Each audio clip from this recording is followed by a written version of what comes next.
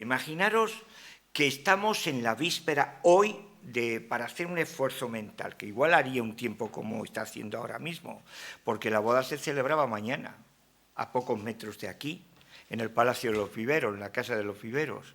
Imaginaros que ya está todo planificado, está todo ya hablado, está todo ya puntual.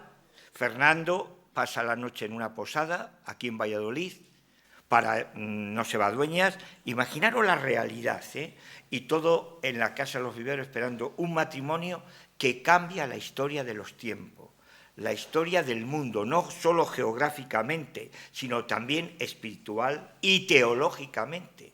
Claro, yo voy a abordarlo desde el punto de vista de mi puesto que tengo en el proceso que soy el responsable director de beatificación, de canonización de Isabel la Católica. Entonces voy a hacer un tratamiento desde el punto de vista teológico, espiritual y también histórico, pero dentro de lo que es esa posición y lo que es la importancia que tiene una persona, que hay que partir diciendo una cosa, y ya entro. Isabel la Católica ahora es sierva de Dios, quiere decir que tiene estampa y tiene oración y tiene milagros y tiene favores. Sierva de Dios es, nadie puede poner en duda de que Isabel está ante la presencia de Dios. Nadie, porque es sierva de Dios. Pero además tiene otro añadido, es intercesora privada entre lo divino y lo humano, para que sea pública dentro de la Iglesia, sea ya, por así decirlo, venerable, beata y santa. Pues en ese trabajo es lo que estamos todo el equipo que formamos Comisión de Isabel la Católica. Me gusta comenzar este acto académico desde el mismo instante de la boda y la gran significación que tiene este matrimonio para la historia de España y universal. Tras esta boda de dos jóvenes príncipes, 17 y 18 años, Isabel y Fernando, le ocurrirán cosas sorprendentes, jamás contadas. Una historia de verdadero amor, diréis, en un tiempo que se casaban por el bien de ese pueblo, el amor solía nacer muchas veces entre esos matrimonios que se hacían, porque todo hay que verlo, sería una injusticia juzgar la historia fuera de su tiempo. Es que no sería razón, y sería una cosa, sería una manipulación. Hay que verlo todo en el contexto en que ocurren los hechos. Como decir, vamos a trasladar al Cristo, la historia del Cristo, en vez del año 1, vamos a trasladarlo a otra época. Hay que verlo, aunque agua viva, todo ese evangelio y toda esa vida de lo que es desde la encarnación del Cristo, pero hay que verlo en su tiempo y en su parte geográfica también, donde ocurren los hechos. Con Isabel lo mismo, donde por primera vez monta tanto monta Isabel como Fernando. Este es un hecho que en la historia de los tiempos es único, donde la mujer hace valer. Fijaros, esto es importantísimo en el tiempo que estamos hoy día, tanta ideología y tantas manipulaciones que hay. Ella hace valer su estirpe de princesa, entonces era princesa, futura reina, pero ella tenía en su interior muy claro de que era castellana, que venía de los Trastámaras y que era mujer y hizo valer su parte de princesa, futura reina. Esto solamente podemos ver algunos conatos, por poner un ejemplo que me viene a la cabeza, en Doña Urraca, por poner un ejemplo, pero nunca como Isabel, porque en Isabel vemos también cómo sale la providencia y la mano de Dios. Es una mujer tocada por el dedo de Dios. Empiezo con que está en la posición esto, con un comentario de un franciscano anónimo. Dice, es extraordinaria la deliberación de Isabel a sus 17 años de cara al matrimonio. Practicó aquí lo que de ella escribió el franciscano anónimo de Valladolid. Ya sabéis que ella era enamoradísima de la orden franciscana. San Francisco de Asís fue un santo que arrasó entre los jóvenes, como también le pasó a Francisco de Asís, era italiano, de Asís, pero también le pasó a un español, Santo Domingo de Guzmán, que arrasó también entre los jóvenes con la orden de predicadores. jesuita y demás, eso vendría mucho tiempo después, claro. Pues ella era una reina que era terciaria franciscana, de hecho muere amortajada con el hábito de San Francisco, ella manda que la amortaje de Francisca y también ella conocía muy bien esa espiritualidad, esa sobriedad de la orden de San Francisco de Asís. Parecía, fijaros lo que dice este franciscano anónimo de Valladolid, dice, parecía que la mano de Dios era con ella, porque siempre antes que comenzase las cosas, la encomendaba mucho a Dios con oración y ayuno y limosnas, y escribía a santas personas que lo encomendasen a Dios. Fue una constante de Isabel poner en la mano de Dios los destinos de su vida y las cuestiones de su alma. En particular, creía que el asunto del matrimonio depende en primer lugar de la gracia de Dios y después del propio albedrío. Ella era consciente, esto es importantísimo, conocer el interior de esta chica prácticamente adolescente, 17 años tenía, que sabía que el paso que iba a dar era un paso primero sacramental y segundo lugar donde estaba detrás Dios. Podía compararlo con una persona también que he conocido, por ejemplo, el rey Balduino de Bélgica, que le abren proceso ahora dentro de poco en Granada. ¿Por qué se abre en Granada? Porque murió en Motril. También se encomendó a la Virgen de Lourdes, y bajó desde Bruselas, la capital, en un dolfín, hasta Lourdes, a pedirle que le eligiera esposa. Estas cataduras solamente están en personas que llevan la santidad dentro, estén o no estén en los altares. La decisión fue tomada muy probablemente antes de fines de diciembre de 1468, ciertamente antes de las capitulaciones con Aragón, que fue el 7 de enero de 1469, y, como es claro, antes de la comunicación de Ferrer a Juan II de Aragón, porque tanto el padre de Fernando como el padre de Isabel son dos Juanes, los dos se llamaban Juan. El 30 de enero de 1469. La señora princesa dice que otra cosa no podrán sacar de ella, salvo el rey de Sicilia. Fernando era rey de Sicilia y este ha de ser y nunca otro ninguno. Aquí vemos cómo Isabel, en esto, que también está en la posición, vemos cómo ella hace valer su personalidad. Luego veremos lo que le tenían preparado a Isabel, Pues a Isabel le tenían preparado otros partidos.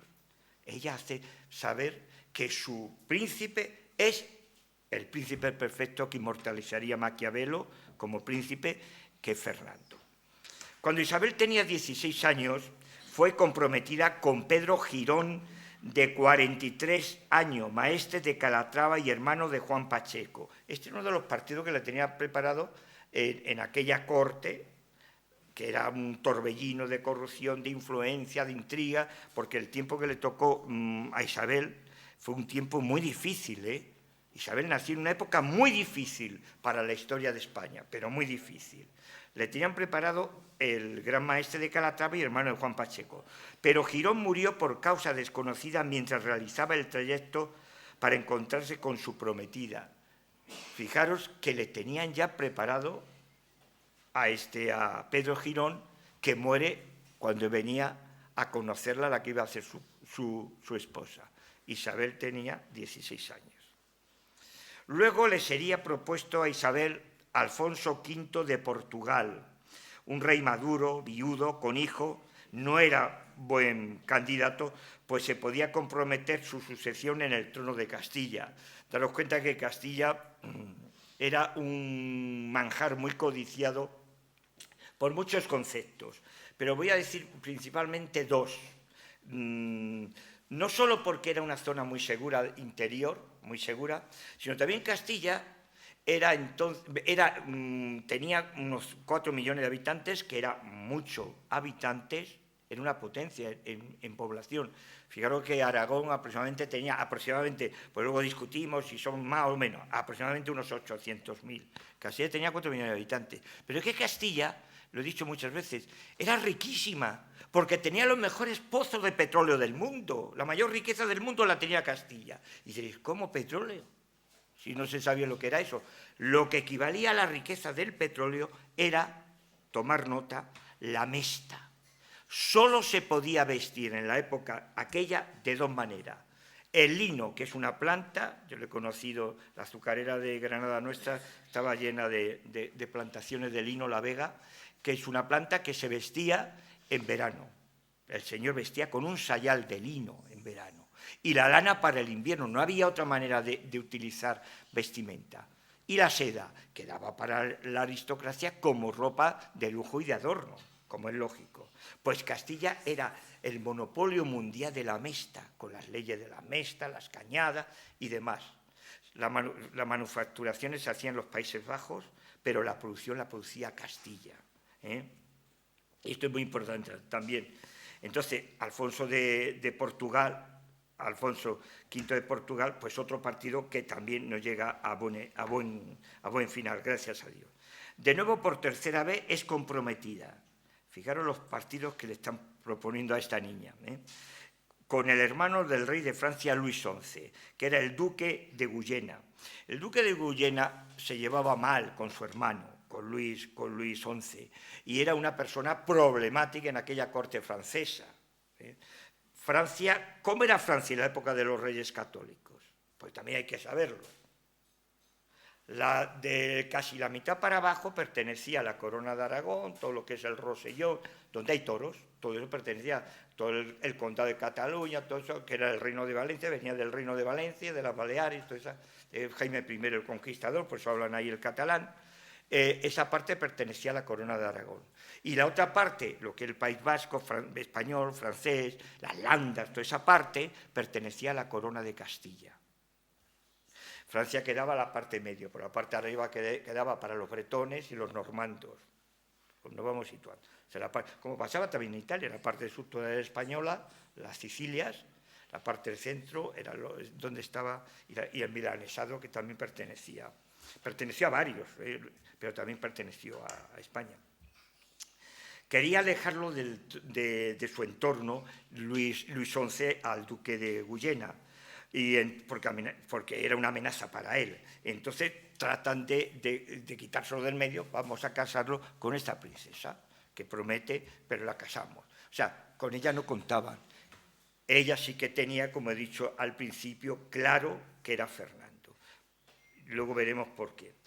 Las capitulaciones son un documento notable que refleja el alma de Isabel. Esto se ve yo estoy haciendo un estudio desde la Comisión de Isabel la Católica, donde llevamos el proceso.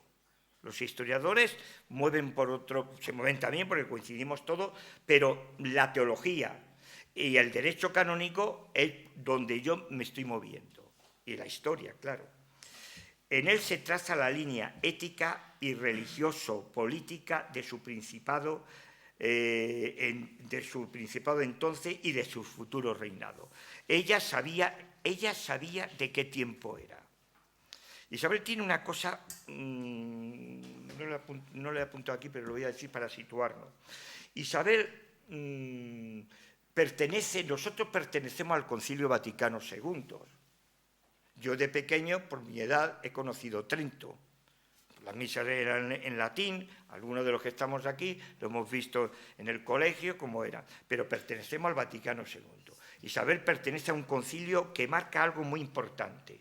Pertenece y muere dentro de ese concilio, que es el concilio de Florencia, de Roma-Florencia. Este concilio que duró 16 años, cuando termina el Basilea, Florencia, Roma, 16 años, cuando termina el concilio de Basilea, Florencia, Roma, Isabel tenía 6 años. O sea, que está dentro de ese concilio. Ese concilio se aprueban muchos cánones, se aprueban muchos conceptos, pero hay uno importantísimo, que le marca la vida a ella, que es la obediencia al Papa, la primatura, o sea, la sucesión directa desde Pedro hasta el Papa, ella, luego veremos los papas que le tocó a ella convivir. El primer Papa fue Pío II, pues todo eran donde se dice que son la sede ininterrumpida desde Pedro hasta el último papa, como pasa con Francisco, ¿no? Y eso era ella consciente, y la obediencia que había que tener al papa. En aquella época más que ahora, luego diréis o veréis por qué. Pero claro, ¿qué ocurre? Que Fernando e Isabel eran primos segundos. Mi padre y mi madre eran primos segundos también, como Fernando e Isabel. Mi padre y mi madre eran primos segundos, por parte de los abuelos. El tema es el mismo. Y también tiene que pedir dispensas. Una cosa son las dispensas y otra cosa son las bulas. Vamos a ver este tema, porque los historiadores tratan muchas veces de enredar temas que en la posición y en el proceso de canonización de ella está claro. Lo que pasa es que debe de venderse mucho estos temas, por lo que yo veo, porque siguen dando muchas veces con los matices esto. Al ser primo necesitaba permiso del Papa, pero una cosa es la dispensa, otra la bula de dispensa. Aquí donde los historiadores, si no están muy formados en la parte teológica y en el derecho canónico de la Iglesia, hacen agua, por ejemplo. Todo estaba llevado con riguroso silencio, como es lógico, y hermetismo. La Iglesia tiene un don, que lo inmortalizaría Baltasar Gracián, en ese jesuita, en el don de la prudencia. La Iglesia, por esencia, tiene ese don, el don de la prudencia. Los intereses políticos de Luis XI de Francia eran provocadores hacia el Papa Paulo II.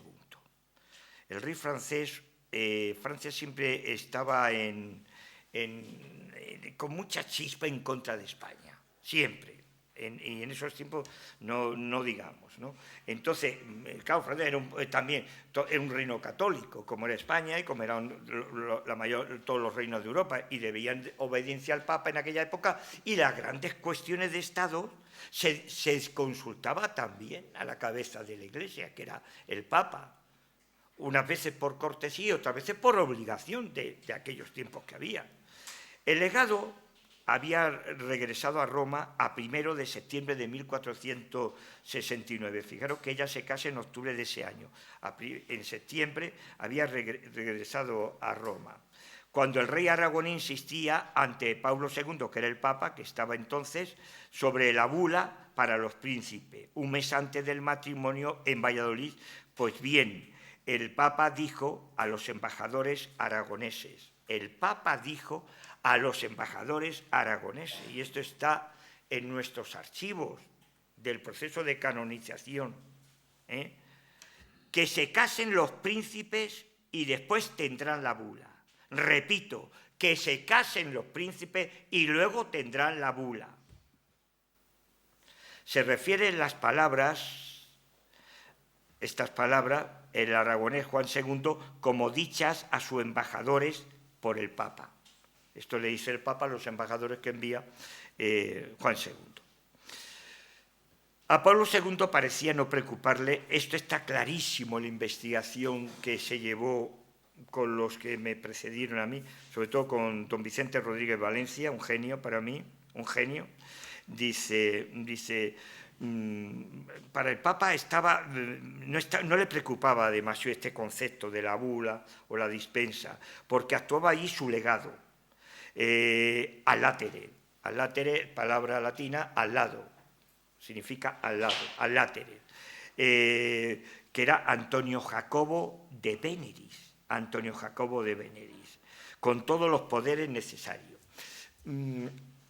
Este es un matiz muy importante, lo tengo en negrita, lo que pongo en negrita es para, si algo luego no entendí, lo preguntáis en la ronda de preguntas. Esto es muy importante. El Papa tenía delegado a una persona de plena confianza, y entonces bastantes problemas tienen todos los papas, y entonces no le preocupaba porque tenía clarísimo el Papa, en la investigación que tenemos en la Comisión, la importancia que tenía Aragón y Castilla-Aragón. Eso estaba claro. Estaba clarísimo. Pero, claro, estaban también luego todos los intereses de Francia y algunas cosas más que habían por ahí, ¿no? Entonces, el Papa deja todos los poderes en el legado en Antonio Jacobo de Benedict. El legado con cuyo acuerdo y consejo quiso la princesa que se concertase el matrimonio y dio su consentimiento. Isabel sabía perfectísimamente, y esto los historiadores tienen que saberlo, y si no, que llamen a la comisión y consulten, que allí tenemos habitaciones llenas de libros y libros y libros, que son lo que forma toda la posición, y por eso ella es santa, esté o no esté en los altares. Entonces, eso es muy importantísimo. Isabel sabía perfectamente que este era hombre de confianza del Papa, con la discreción y con la seriedad y el silencio, ella da el consentimiento a Antonio Jacobo de Benedict. La bula de dispensa, atender bien este matiz, la bula de dispensa matrimonial para Fernando e Isabel fue emanada por Sixto IV, el 1 de diciembre de 1471, con que dispensaba del impedimento de consanguinidad en segundo grado para que tuviera pleno efecto públicamente el matrimonio de Fernando e Isabel. Una cosa es la bula y otra cosa es la dispensa. Que a nivel de derecho canónico, entonces y ahora también, ¿qué diferencia había? La dispensa la podía firmar, no era necesario que la firmara el Papa, la podía firmar, de hecho la firma Antonio Jacobo de Benedict, y la bula sí la tiene que firmar el Papa. Pero para un matrimonio, el matrimonio era un matrimonio a todos los niveles, correcto, legal, católico, apostólico, romano. Un matrimonio sin ninguna cosa que añadir. Imaginaros que estamos ya invitados a la boda en el Palacio de los Viveros, que está a pocos metros de aquí.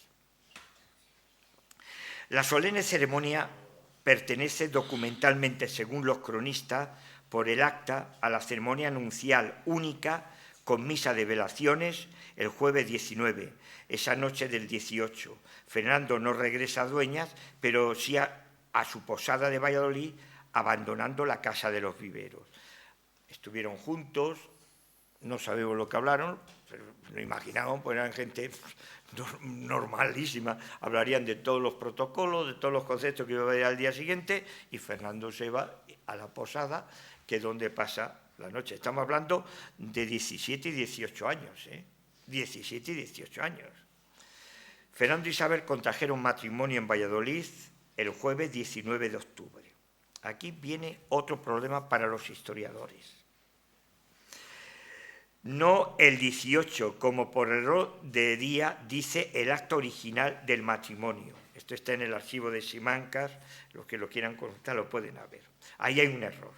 Ellos se casan el día 19, pero para muchos historiadores que son tan... Dicen, no, yo que me digo solamente lo que está escrito, vale, pues sí, pero no es así. Y diréis, ¿por qué? Para fijar este error del acta del 18, esto lo he querido yo hacer hincapié también, porque normalmente Sanca y rizan el rizo entre esto, y la dispensa, y lo otro, siempre lían el rollo. Para fijar este error del acta 18 jueves, el jueves fue 19. Luego ahí ya te das cuenta, si vas al archivo de Semana y consulta, que ahí hay un error humano. El jueves era 19. Dice, jueves 18, pues ahí se está dando cuenta que hay un error, ¿no? Hay que acudir también al testimonio de los mismos príncipes, quien en todos los documentos en que comunica la feliz nueva al rey, al reino y a los particulares repite sin excepción la fecha. El matrimonio fue contraído entre nos el jueves, que se contaron 10 y 9 días de octubre de este año en que estamos, con aquella autoridad que lo quiere nuestra Madre Santa Iglesia. Claro, esto está documentado. No fue un acto, la boda de los Reyes Católicos no fue un acto elitista, ni fue un acto de alta aristocracia y de gente toda muy, por así decirlo, de los pudientes. Fue un acto, una boda popular, como eran ellos. ¿Por qué fueron lo que fueron? Porque ahí está la providencia. Dios juntó a dos almas, ¿no? No fue un acto exclusivamente nobiliario. Esto es muy importante también tenerlo en cuenta, porque en las posiciones, en las actas que tenemos en la comisión, todas estas cosas figuran, todos estos matices. Ni puramente eclesiástico, sino de amplia representación popular. Esto es algo también muy novedoso para una boda de aquella época. Y tratándose de lo que suponía una corona de Castilla y una corona de Aragón, que no solo estaba también en Francia, estaba en la Sicilia y demás, ¿no? O sea, fijaros, esto es muy importante. Hay que acudir al testimonio de los príncipes, quien en todos los documentos en que comunica la feliz nueva al rey, al reino y a los particulares repiten sin excepción la fecha. El matrimonio fue contraído entre nos el jueves, que se contaron, como he dicho anteriormente, 19 días. No fue acto, como he dicho, nobiliario, sino popular. Los tres estados estaban presentes: la Iglesia, la aristocracia y la gente de a pie. Las tres categorías. Preside el sacramento. Aquí hay algo muy curioso, porque he querido investigar por mi lado, tampoco he adelantado mucho. Dice: preside el sacramento y requiere a los esposos el consentimiento y celebra la misa de velaciones revestido de las vestiduras sacerdotales para celebrar misa don Pedro López de Alcalá, capellán mayor de San Juste, de Medina del Campo. Fijaros donde empieza ya a salir Medina del Campo. Ya no es solo en la muerte ni en otras muchas más historias, sino el que preside la misa es el capellán de San Juste, de San Justo, de Medina del Campo. No existe esa iglesia, sabemos dónde estaba, pero no existe esa iglesia. El cual tomó la mano derecha del príncipe a la mano derecha de la señora doña Isabel, princesa heredera legítima de estos reinos, y requirió de ambos el consentimiento matrimonial con la fórmula del ritual. Fórmula del ritual, esto es muy importante. La fórmula del ritual de hoy es distinta a la que pudo haber la que tenía el concilio de Basilea, porque ellos ya se regían por el concilio de Basilea de Florencia y de Roma, pero el fondo era lo mismo, el fondo sacramental era el mismo. Pueden cambiar algunos conceptos de esos rituales, de hecho los rituales se suelen ir actualizando cada X años, ¿no? Pero esto es muy importante también tenerlo, según el ritual, una boda fiel a su tiempo, fiel a la Iglesia y fiel a los conceptos no solo litúrgicos, sino también sacramentales. Previamente en la ceremonia pública se hizo expresión de la dispensa impedimento de consanguinidad. No se hizo mención alguna de la intervención secreta del nuncio en Ocaña, 10 meses antes, a primeros de enero. Intervención externa e interior en lo espiritual, que es tan cierta como la ceremonia y el acta de Valladolid. Se exhibió la famosa bula de dispensa al nombre del Papa anterior, Pío II, preparada entonces el 4 de enero por el nuncio, el arzobispo de Toledo y el obispo de Segovia. También aquí tenemos que ver qué tensiones tuvieron que haber para esta boda, aparte de lo que ya le intentaron, con lo que intentaron casar, para que tener que recurrir a todos estos conceptos. Sabemos que esto es algo importantísimo, porque vemos cuando consultamos no solo la posición, que es una de las fuentes, sino consultamos todo lo que tenemos en la comisión, te das cuenta, nos damos cuenta de que era una boda que iba a marcar. Cuando había tantísima cosa es porque iban a marcar un antes y un después, como así ocurre. Dejamos dicho que este documento no funda derecho. Aquí entra ya la parte teológica y el derecho canónico, donde se suelen perder los historiadores. Dice: dejamos dicho que este documento no funda derecho ni establece el vínculo en esta ceremonia, sino la resolución secreta del nuncio en Ocaña, en lo espiritual, dotado de facultades plenipotenciarias del Papa, para esta contingencia del matrimonio de la princesa en la bula de su legación. Esto es, lo que estableció el vínculo matrimonial verificando el contrato sacramento. ¿Qué ocurre? Haber legado el Papa en el nuncio, el Papa tenía todos los poderes, el nuncio tenía todos los poderes para hacer esa dispensa. Luego ellos se casan con dispensa. La bula, como bien lo dijo, porque luego muere Pío II muere, pero veremos cómo luego llega la bula. Luego el matrimonio, sin mayor problema. Aquí la gente empieza tal, que es para arriba, sin mayor problema. Un matrimonio diáfano. ¿Creó problema esto en un proceso de beatificación, de canonización de Isabel la Católica ante el dicasterio de la causa de todos los santos en Roma? Ninguno.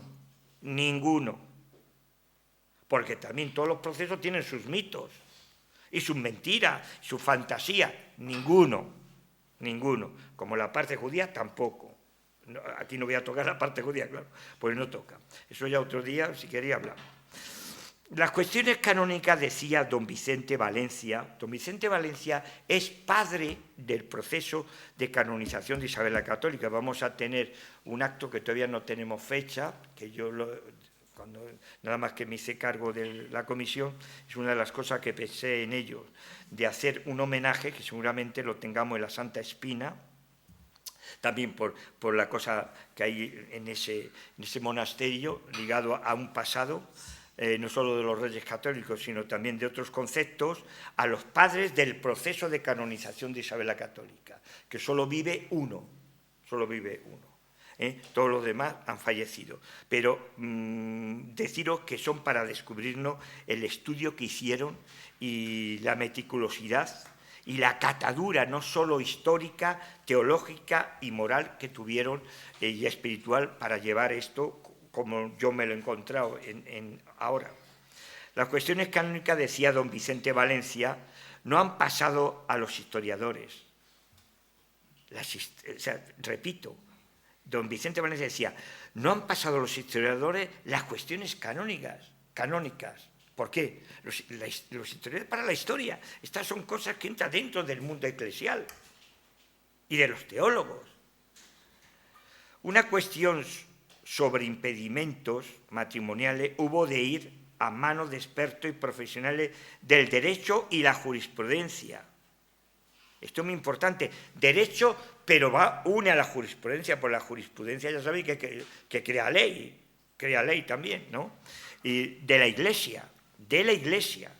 Esto ya desde los comienzos y antes de publicar nada de esta investigación conjunta que aquí ha tenido lugar desde el año 1958. O sea, esto es un tema que se ve que a los padres del proceso, que formaban parte, el único que vive, que tiene 100 años, 101 años, es Luis Suárez, el único que vive de esos padres del proceso. Pero esto es una cosa que ellos profundizaron, porque querían que ante la Santa Sede quedara muy claro estos conceptos, que luego la gente trata de liar y de, por así decirlo, sacar ahí, está todo claro. Las cuestiones canónicas, decía don Vicente Valencia, no han pasado, como he dicho, a los historiadores. Entonces, queda ese concepto dentro del mundo de lo que es nuestra Iglesia. ¿Qué papa le toca a Isabel convivir? Porque Isabel funcionó bien con todos los papas. De hecho, el penúltimo papa es con el que ella convive, el penúltimo, no el último, es el que entrega, Alejandro VI, le entrega el título de Reyes Católicos a los dos, a Fernando y a Isabel y a Fernando. Ella le toca vivir, el primer papa fue Pío II, que fue el papado fue de 1405 a 1464, que es el papa, por así decirlo, de niña, de cuando ella era niña. Luego le sustituye Pablo II, que es el que interviene en la boda de ella, en todas estas historias, 1464 a 1471, continúa Sixto IV, que es el papa que da ya la bula, porque el otro muere. Fijaros, los papados suelen ser cortos en esa época. Sixto IV, el que da ya la bula, ya tenía la dispensa, luego viene la bula firmada por Sixto IV sin mayor problema. También hay que decir que el Papa Pablo II, en la época que se casan ellos, estaba muy delicado de salud. Hay que también apuntar estos detalles, que estaba ya muy delicado de salud. Luego viene Inocencio VIII, de 1484 a 1492. O sea, América se descubre casi, bueno, Inocencio no muere en 1492, pero muere al principio, no llega a saber, porque ya no vivía. Sí Alejandro VI, que entra ese mismo año en el cónclave, en 1492, y muere un año antes que Isabel. Cuando muere Isabel murieron casi todos los grandes que estaban a su lado. Entonces Alejandro VI es con el que Isabel tiene una relación tremenda.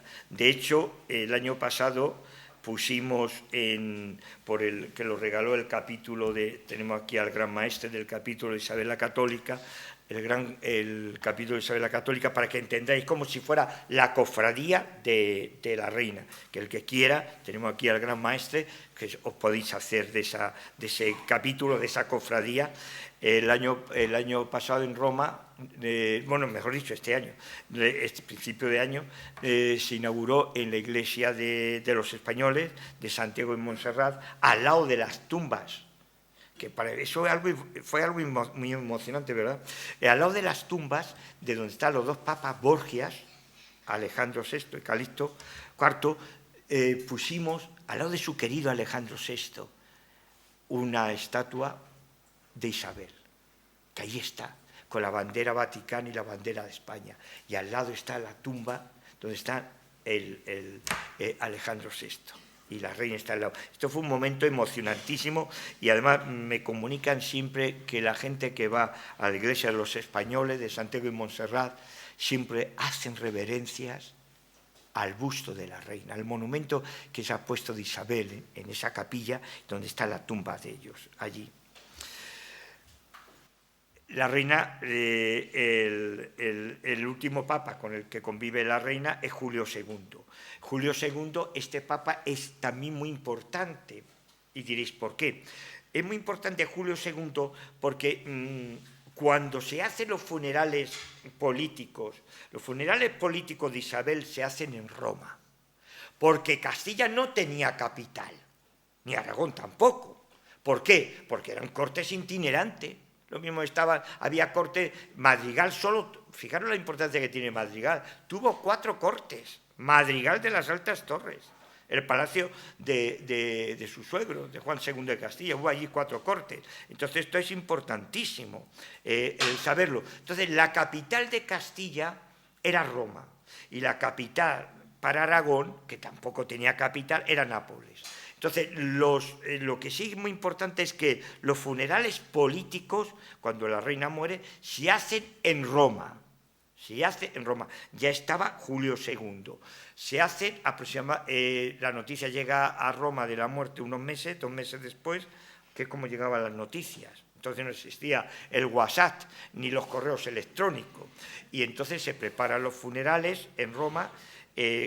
Esto sería para hablar largo y extendido, y acude toda la curia romana, acude a esos funerales, incluyendo la familia de Julio II, del Papa de Julio II. El Papa no asistió porque no había tradición que asistieran los papas a este tipo de misas funerales. Pero así toda la familia y toda la gente importantísima de la política. Seguimos, y ya vamos terminando. Antes de casarse con Isabel, Fernando ya tenía, esto es otro tema que da a la gente muchísimo morbo y no tiene por qué tenerlo. Fernando tenía 2 hijos, Aldonza Ruiz de Iborra y Alamani, y un niño llamado Alonso, que fue arzobispo de Zaragoza. En el contexto de aquella época, el casarse con una persona que tenía hijos naturales, en la lectura que se hacía, era, primero, la virilidad. Segundo, personas que valían para la estirpe, que era muy importante esto, muy importante eso. Y en tercer lugar, en Fernando el Católico, porque claro, Fernando el Católico hay que verlo, como yo digo, empleo esta palabra para definirlo, un auténtico maquinón como guerrero, un auténtico maquinón como guerrero, y tan inteligente como podía ser Isabel. Lo que pasa es que Isabel tenía lo sublime, y en lo sublime ahí se adelantaba a Fernando, pero los dos iban a la par, montaban tanto. Luego tenía ahí otras dos, luego tenía, bueno, Alonso, como he dicho, fue arzobispo de Zaragoza, y luego tenía una niña de nombre Juana que maridó con el condestable de Castilla. Pero tenía otras dos que profesaron en el monasterio de Nuestra Señora de Gracia de Madrigal de las Altas Torres. Dos hijas naturales, María de Aragón de Toda, de la Rea, que nació en 1476, apodada la Excelenta. Ahora os digo por qué. Porque el apodo le viene muy bien a esta chica. Y la otra, la hermana María Esperanza Aragón, portuguesa Pereira. Estas dos tenemos documentado, y está documentado en el monasterio de Nuestra Señora de Gracia, Palacio Juan II de Castilla, Madres Agustina, que murieron estas dos en olor de santidad, como dos personas santas en vida. En la alcoba de Isabel, si vais a visitar el Palacio Juan II de Castilla, donde nace Isabel, allí veis los dos cuadros de estas dos. Hay un hecho muy importante, que hubo un problema aquí en el monasterio, en uno de los monasterios de aquí que tenemos en Valladolid, y tuvieron que venir, de Agustina tuvo que venir una de las hijas que estaba allí a pacificarlo y a dar paz en ese monasterio, porque eran personas cabales y que tenían, por así decirlo, muy claros los conceptos en las huelgas reales, por ejemplo, como un problema serio, y tuvo que venir una de ellas, esta María de Aragón, a poner orden. Los cuadros originales de aquella época los tenemos en la alcoba de Isabel en el convento de la Madre Agustina de Madrigal, Palacio Juan II de Castilla. Seguimos. Muchos han pensado y otros han escrito que el matrimonio de Isabel y Fernando fue y se hizo por mera conveniencia dinástica, sin que interviniera el amor. Sí que es cierto que los matrimonios se hacían por conveniencia dinástica. Tenemos que verlo todo en su tiempo. Primaba el bien de ese pueblo, el bien de esos territorios, el bien de esos imperios, y se hacía. A veces nacía el amor dentro del matrimonio, otras veces no nacía, ¿no? No nacía. Pero aquí vemos, por los documentos que tenemos, hay pocos, pero tenemos documentos muy bonitos, porque claro, si ahora no enteramos de todo, ahora nos enteramos por las redes sociales, por lo cual sí, no WhatsApp, pero antes en mi época no existían las redes sociales, ni existían los WhatsApp, y aquí muchos de los que estamos aquí, y nos enterábamos también de todo por el boca a boca. Isabel conocía perfectamente cómo era Fernando, aparte que jugarían incluso porque eran parientes, la familia, y conocía perfectamente. Y era una persona que no solo a Isabel le atraía por la edad, sino por la compostura de guerrero y de hombre. Eso era crucial. Es una de las cosas que a ella le atraía muchísimo de él. Por eso ella hizo valer en lo que pudo su personalidad. Creemos, sin embargo, que aunque desconocido en su persona física, le era muy conocido a la princesa castellana, perfectamente informada de sus cualidades, virtudes y aún de sus veleidades amorosas juveniles. Esto es una cosa que ha traído a entonces y ahora también. Hay que ser sincero que el hombre y la mujer estamos hechos de una materia prima que entonces era igual entonces que ahora, únicamente cambia los tiempos. Ella desde muy atrás le prefirió sobre todos los demás pretendientes y persiguió su amor hasta alcanzarlo. Ella tenía claro en su corazón que Fernando era su príncipe, su rey, iba a ser, por así decirlo, su tanto monta, monta tanto. Más tarde el amor sin tapujos se echa de ver en sus cartas íntimas, en las pocas que nos quedan. Se conserva, yo no sé si se conserva 3 cartas, me parece, no lo he apuntado aquí, en lo que se ve en estas cartas íntimas, se ve cómo se amaban, cómo se deseaban y cómo coincidía en todo. Fijaros, ya para ir terminando, he tenido una visita esta semana pasada desde Colombia, que me han venido a visitar gente de allí para una universidad que van a abrir con Hispanoamérica para potenciar todo el potencial, la quieren abrir, no tienen todavía los conceptos, me parece que la quieren abrir en Madrid y demás. Entonces, estos que me vinieron a visitar desde allí, pasamos una tarde muy agradable y una tarde con profundas conversaciones. Ellos eran conscientes lo que supone para América Isabel y lo que supone para América España y lo que supone para América que se descubriera siendo el imperio más grande que había. Fijaros, y el mestizaje, esto es algo importantísimo, ¿no? Reina de Castilla y León el 13 de diciembre de 1474, en los 550 años de su proclamación. Luego ahora entraremos en la ronda de preguntas, luego tendremos una sorpresa. He querido terminar porque estamos en los 550 años de cuando fue proclamada ella reina en Segovia, en el atrio de San Miguel, donde también el capítulo, el año pasado me parece que pusimos el monumento allí, el año pasado, fue un momento también impresionante, también inauguré en el mismo sitio donde según la tradición dice que estaba mirando a la plaza todo el estrado y demás, poner también otro monumento, otro busto íntimo, sencillo, pero bellísimo, donde hacemos memoria de esos instantes que son instantes cruciales para nuestras raíces, nuestra historia y sobre todo nuestras verdades. Nuestras verdades. Porque claro, voy a decir antes de terminar 2 cositas. El Papa, leer, porque el que no lee no sabe.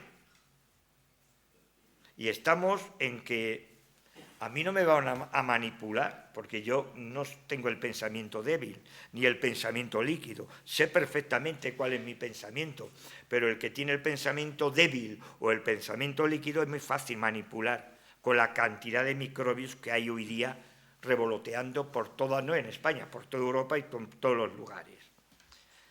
En la Plaza Mayor y en un cadalso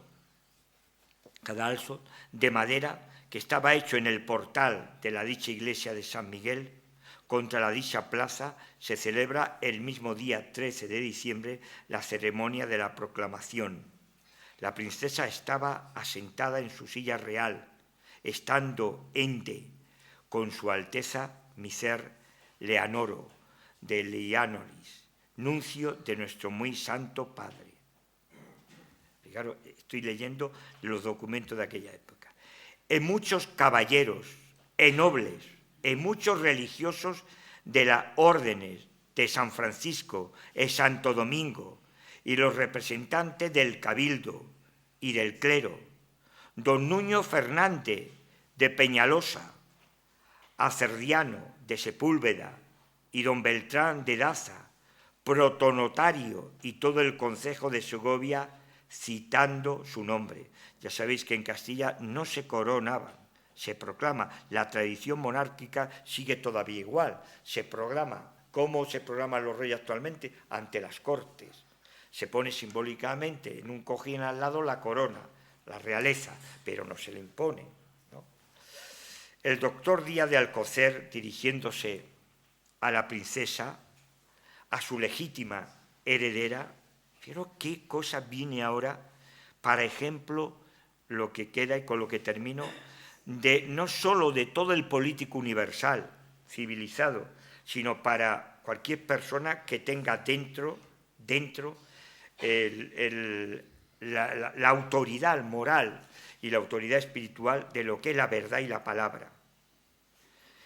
El doctor Díaz de Alcocer, dirigiéndose a la princesa en su legítima heredera, reconociendo aquesto la ovo intitulado, es jurado por princesa e su legítima heredera, e rogó, e pidió a don Antonio Jacobo de Veneris, legado apostólico, que allí estaba presente, que confirmase el dicho legado, hizo e mandó. Se alude al pacto de Guisando y dicho esto se toma juramento a la nueva reina. Y lo que jura la reina lo lleva hasta la muerte. Cuando le amortajan el 26 de noviembre de 1504 en las casas reales de hoy Palacio Testamentario y el Habitáculo, cuando la amortajan a ella despojándola de todo título de realeza, que me amortajen con el sayal de Francisca, de la Orden de San Francisco, de Francisca, y que me entierra al ras del suelo lo antes posible, o como disponga mi esposo, en el monasterio de San Francisco de la Alhambra de Granada, que así se hizo. Ella no juraba en vano, juraba por Dios, juraba sabiendo la trascendencia que había. Juraba, este es el juramento que hizo Isabel, juraba e juro por Dios en la señal de la cruz en que puso su mano derecha por las palabras de los santos evangelios. No juraba en vano, juraba como hija de la Iglesia, como una gran devota de todas esas devociones que llevaba en su corazón y de su obediencia al Santo Padre, sobre que asimismo puso su mano derecha, que será obediente a los mandamientos de la Santa Iglesia, y lo fue. No solo a los 10 mandamientos del Sinaí, sino fue al nuevo decálogo del Cristo en la montaña, la bienaventuranza. Isabel es bienaventurada porque se apiadó y tuvo misericordia y lloró. Fijaros la importancia que tiene. Que honrará los perlados e ministros de ella, e defenderá la Iglesia a todo su real poder, que mirará por el pro e bien común de los dichos su reino de Castilla e de León. Cuando se descubre América, se dudaba, y ya voy terminando, aquella raza que aparece, si eran racionales o irracionales, si tenían razón o instinto. Esto es muy importante, porque claro, no habían descubierto, no sé, era todo nuevo, novísimo, todo lo que había. Y ella sentenció con el grupo de teólogos que tenía alrededor, cuando hace venir a Colón, porque claro, le faltaba tiempo a aquella gente para hacer ya esclavos, pero también la esclavitud era una cosa normal en aquellos tiempos. Isabel abolió, por supuesto, es pionera también en esto. Esto es pionera Isabel, ¿eh? Otra cosa es lo continuarán otros. Pero es muy importante este matiz. Cuando le manda a venir, porque claro, hasta que hubiera unas sentencias de la Iglesia que eran racionales, nadie se podía casar ni podía haber mestizaje.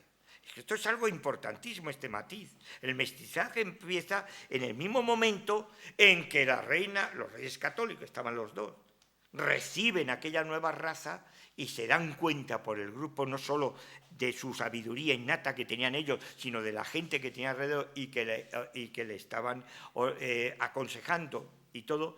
Estos son hijos míos como sois vosotros. Pero voy a poner un paraguas, una protección especial a todos ellos.